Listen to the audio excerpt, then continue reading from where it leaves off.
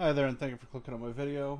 This is a requested build from Artie Prevents Camping, asking about the Nagantaka.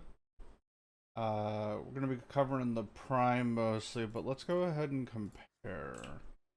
The Nagantaka Prime is basically a straight upgrade. Slightly bigger magazine, slightly better crit chance, higher base damage, the usual. Um, Weapons heavily slash weighted. So there's basically two categories of builds for this, and two variations where one focuses on slash damage, which I would honestly recommend, and one that's more of a hybrid raw damage build with respect to slash, and is obviously going to be the one that scales way better. Um, so let's start with getting our main multipliers on here, and we'll talk about like the philosophy behind like why I'm choosing this. The weapon has pretty substantial status chance at 39%, and considering it is a primary, we are going to have some pretty decent multipliers we can throw on this, though we won't be really taking advantage of any elemental bonuses for one of the builds.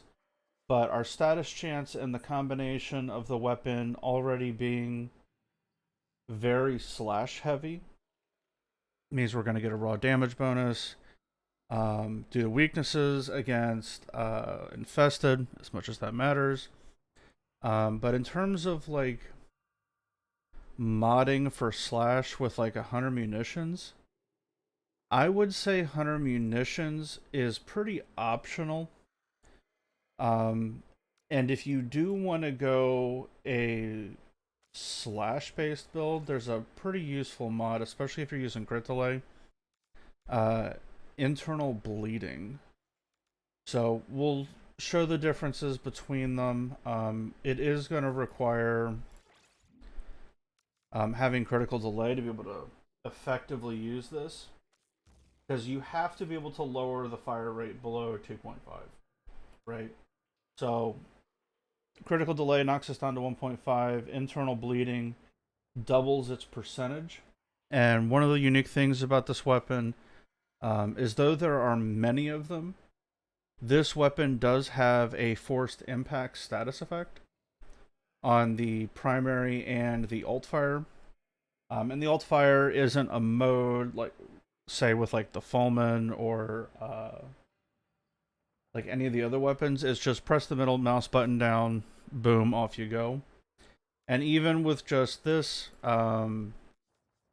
primary merciless is going to be the go-to for the slash build, obviously. With our main multipliers, we're still going to be getting pretty good slash damage, like 50 to 60k pretty easily with just regular multipliers. So we have galvanized aptitude, multi-shot with galvanized chamber, crit delay for crit chance, vital sense for crit damage, internal bleeding to get those impact procs over to slash as much as possible because of the status chance, and faction damage to give us a multiplier.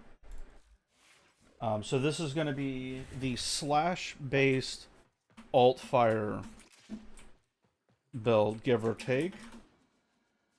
Not going to be anything too crazy. Walk up and pop them. No real multipliers taken into effect yet. Let's go ahead and get some.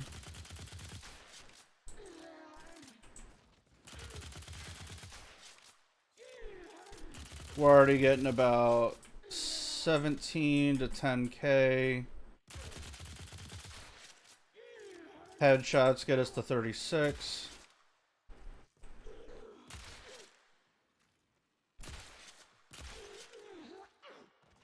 Single fire headshots getting 42, 39. Because we're getting the benefit of the weapon naturally proccing slash procs, but also the forced impact having such a high conversion ratio. Because of the fire rate of the weapon, you can lean heavily into slash without having to use 100 munitions. And if you like the slower fire rate, where you just want to like one-tap stuff, this is definitely doable. But if you notice, we didn't have like any sort of punch through like shred on here, which is going to hurt us a bit in terms of total DPS. If you want to convert over to a main fire, it's pretty simple. Internal bleeding goes away. We go to hammer shot, so we're over 100%. And then we got shred. So every time, even with the multi-shot considered, each of the shots that land, including the punch through, right, has a really high chance of proccing slash. So if you're just looking for something generic and you don't mind running faction, this would be a more or less your done build. Pretty basic. We'll take a look at that damage. So a couple thousand, but we've got punch through, so our total DPS output gets multiplied by the punch through. But it only multiplies when we're hitting multiple enemies at once. Little 76k. 14, got an 8.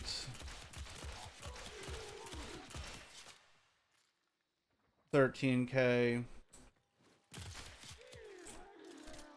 The alt fire's got a nice little burp. Feels very, very potent. Yeah, you can see if you got a bunch of enemies lined up, you can definitely pop off an alt fire. The burst fire, where it just dumps the magazine, and gets... It's pretty nice seeing all the slash ticks. So the Vigilante set helps us out a ton with getting the higher tiers, because we really... Without a Riven, you're not really going to have access to oranges, and especially not reds, if you're doing a slash tick based. So Galvanized Scope is going to have a tough time proccing. So this would be more or less a recommended build. You sort of get slash procs by volume. The weapon's heavily slash weighted again, so you just need status chance to get over the hump, and you just naturally proc slash as you go. But let's say you want like a single target, so we're going to be talking more about specifically the alt fire. So this would be like a primary fire build. Obviously, if you don't have shred, use the best version of these weapons or these mods that you have. So obviously, if this is what you got, that's fine. Hammer shot is always one of those mods where it's like it's hard to recommend. You could do this also.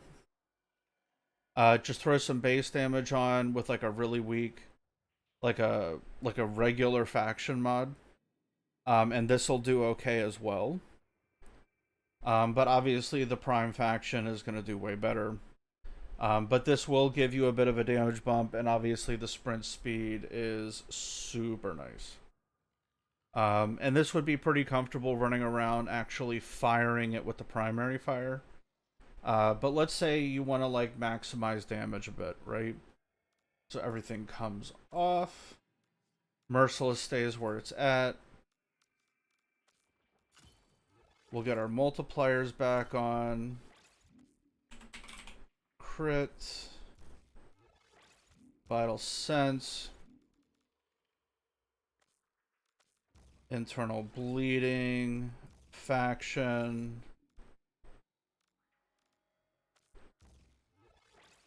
Vigilante supplies. Hammer shot.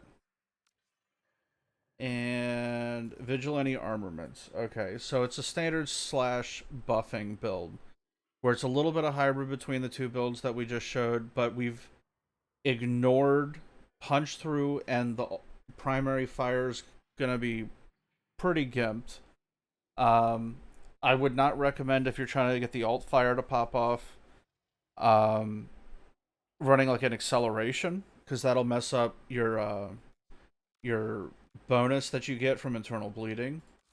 But we do get a pretty heavy damage increase. This is going to be more for like a casual disruption run. Even the secondary fire, right, is going to have...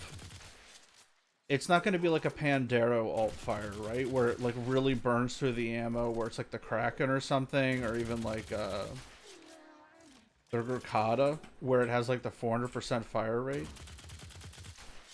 But with internal bleeding, as long as the primary fire is less than 2.5, so say you got a Riven where it's got like a really weak negative to fire rate, you can potentially get rid of critical deceleration. But if you notice, the alt fire, even though it does have a significantly higher fire rate, the bonus from internal bleeding is not affected. We're getting plenty of slash procs.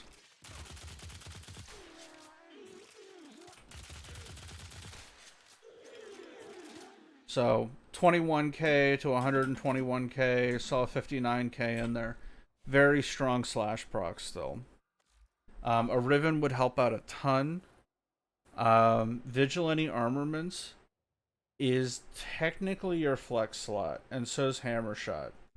So if you want to run something a little bit different, maybe more base damage, or you have like a Riven, right?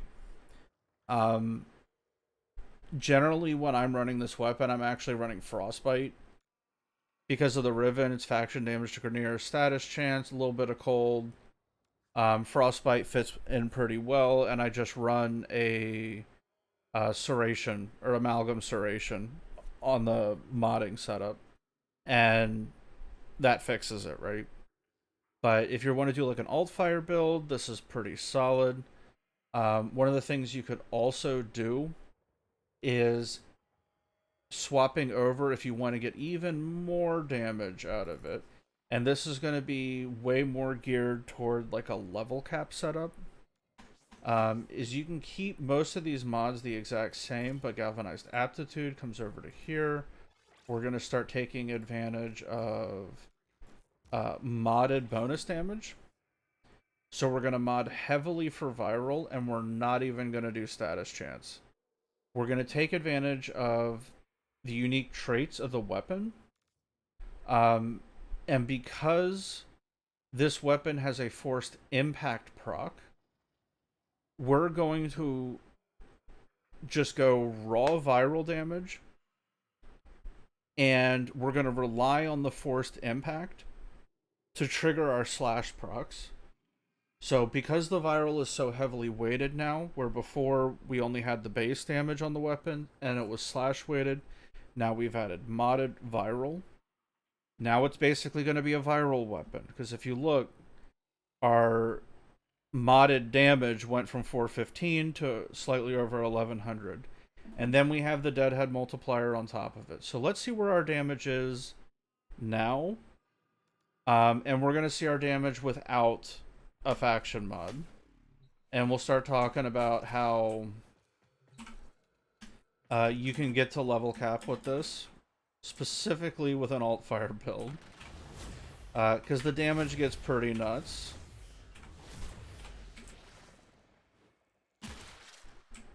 So 38,000, 76,000, 115, 223, 600k, 176, 176. Alright, we're getting the same number now. So it looks to be 176 for one pellet, 600k for two, because we're getting the slash, or the viral bonus. Little 1.14. We do have plenty of options. Yeah, we're not even triggering viral because it's just dying on the first hit. So if you wanted to take this to level cap, you would want to do the Deadhead build. And you would get as many of your core multipliers as possible. And if for whatever reason you still wanted to go slash, because you can kill level cap with this. Little 538. If you still wanted to deal slash, you could lean into the viral using this and still get your slash from internal bleeding, and that would give you a slight chance to RNG, impact puncture slash, though you're mostly going to be triggering viral, and next up would be slash. But because of the force proc, you can trigger viral, impact, and slash all at the same time because it's a forced impact. And then it would RNG viral a lot. So this is one of the ways you can get around that, and sort of get the best of the both worlds. And because it's so heavily weighted viral, you're still going to be able to trigger Deadhead. You're not going to, at least to the point where you're not going to be reliant on needing trash mobs to trigger Deadhead to keep those stacks up, right? So this is just piling on as many multipliers as possible. Like, we didn't even prime. The damage would be even higher. And a faction mod, which I would highly recommend if you're doing like a level cap setup. And the faction mod would go right here. So pretty basic. That'll get you to level cap. All you would need to do is strip, get them down to cloned flesh if you're doing Grenier. Just whatever their red health pool is. They're basically all weak to viral, right? Or at least anything that you'd want to kill. Once you full strip, and so you just mod heavily into viral. But you would have the option of getting the triple galvanized aptitude procs for the direct damage, because you would obviously trigger viral at some point. Impact is a force proc, and the slash is based off the impact force proc. So you're at least going to be getting 3 stacks. So you're not even going to need to prime for a bit, and you're probably going to RNG puncture at some point if you bullet hose them. If you, say, get a Riven, reload would honestly be a good option. But this weapon does have the effect of, I forget how much time it takes off, but there is a reload bonus to this. Headshot kills have a chance to increase reload speed. I think it takes a second off. So even though this says 2.3, it'll knock it down a pretty good amount, and you're not going to be reliant on the really quick decaying stacks of Merciless. So this weapon can easily get to level cap. So there's your primary, there's your alt fire, and there's your level cap alt fire. And I just feel like this weapon, in terms of like fitting into the meta, if you're thinking about like a new primary, man, I would say this just isn't it. In terms of like a new regular gun, I'm still using the Stalta that I recommended like 6 months ago, because it just kind of has everything that you want. So it's one of those things. The alt fire is particularly nasty though. So the Riven can have a bunch of weird stats on it, like magazine size, reload, and whatnot, and that'll help the alt fire. You could even run like a really monster status duration for an expedited suffering build, because you're going to be proccing so many slash procs. Like once everything gets geared up and going, like a single regular primary shot that's semi-auto, you should be hitting like 3/4 of a mil on a slash tick. So you've got options in terms of what you want to do.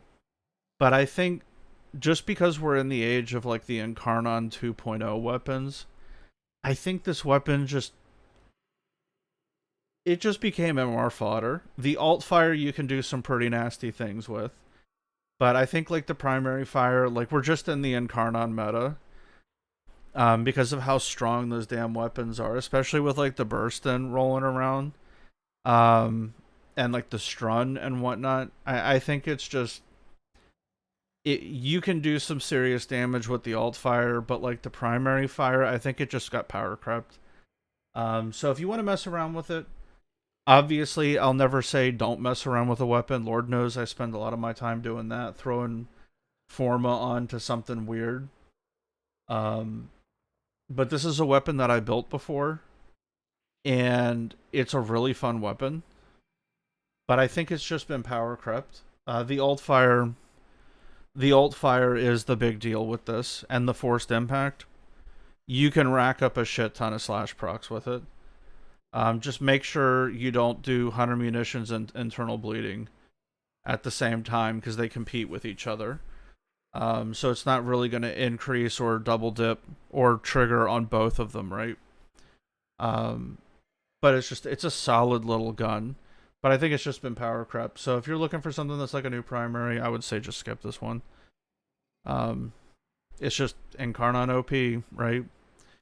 But anyway, I hope this helps. Don't invest too much, but it's a solid little weapon. It can easily level cap with the alt fire, especially doing like a disruption run, you know? So anyway, not too descriptive, but that's my genuine opinion about it.